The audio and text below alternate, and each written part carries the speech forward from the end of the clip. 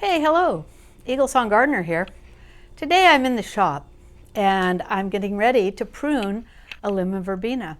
I really love lemon verbena. It has such an incredible scent and wonderful flavor. You can use it in cooking. It's really wonderful in teas. And so I'm getting this plant ready to go into the greenhouse for winter. It's the end of August and I'm going to prep the plant by pushing it back, pushing the growth back. The energy is all the way out at the far ends of the growth now, and I want to push it back so it can go through winter in a stable, much more compact form. That way the plant can deal with the cold and the variable temperatures. It is a deciduous plant, so the leaves will fall off. And this is actually two plants that were planted in this beautiful blue pot last summer. So there were two 4-inch plants that were planted. So we're just going to go for it.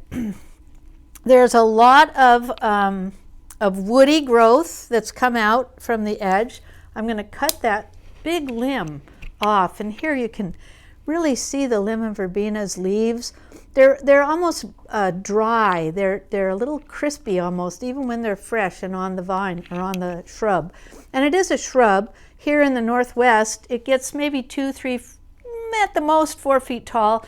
But I've heard in San Diego it can get they grow it in hedges. I can only imagine. So the first thing I'm doing is I'm taking off all of these really big growth woody parts of the plant. That one's really coming out.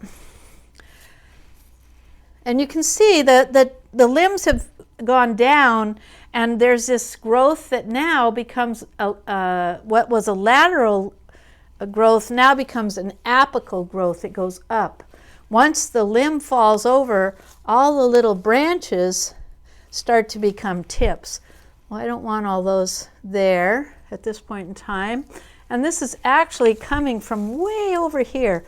And I'm going to really cut it back hard to get us set for next spring. All right. And this is all usable plant material. We're going to be making teas. It makes dynamite dream pillows. I wish you could smell it. It's so good. All right. So we'll push this one back to about here. I want it to be pretty much in the pot. So we've really taken off a tremendous amount of the growth right now. And this is scary for some people. And I hear you. Before I started pruning, I used to be terrified that I was going to do something that was going to hurt the plant. And you know, sometimes that happens. But for the most part, you really learn a lot. And once you get the knack for where to cut and how to cut, you will actually, well, a lot of women I know think this is the best. Pruning the plants, pruning trees even. We just seem to have a knack for it.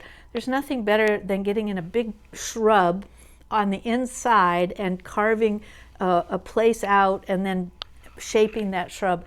It's the best kind of surgery I can think of.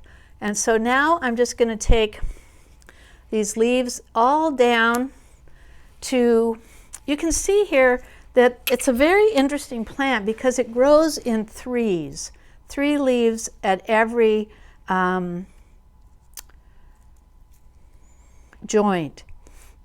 Unless one's missing, there's only 2 there.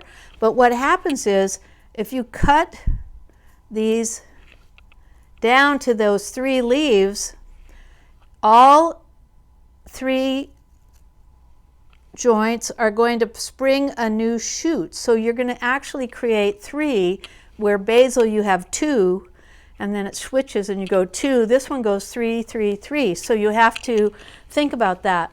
So I'm just bringing these all down pretty far right now. This is going to be the, I'm shaping the plant for next spring. I want it to go through the winter. It's late enough in the summer to take a lot of the growth down, and yet, see, these are pretty sturdy. This stem here, it's hard to see it. Let me put my hand behind it, see if you can see there better. So this stem has some substance to it. These leaves will fall off. It'll look pretty peaked through the winter, but because I know it's a deciduous shrub, I'm not going to be too concerned. All right, so now we're going to just go for it. And next year, when things have settled and the growth begins again, I will divide these two plants and take them in and put them in separate pots. All right, so I don't know how you can see me from where you're at, but you can certainly see there are great changes happening here in this plant. It's a lot of fun. Actually, I think I really enjoy, well, you know, I don't really enjoy more of one part of gardening than another because they all weave together in such interesting and dynamic, it's an interesting and dynamic pattern to be able to grow plants in a garden. Have some plants in the greenhouse, some plants outside perennial, hardy. You know, they have a lot of different natures. It's a lot like growing people, I think. And so that's pretty much it right there. Oh, well, that's a little one coming down here. This one is turned under and really not going the way that's going to be really good for it. So I'm just taking it right back inside the pot. So there we have it.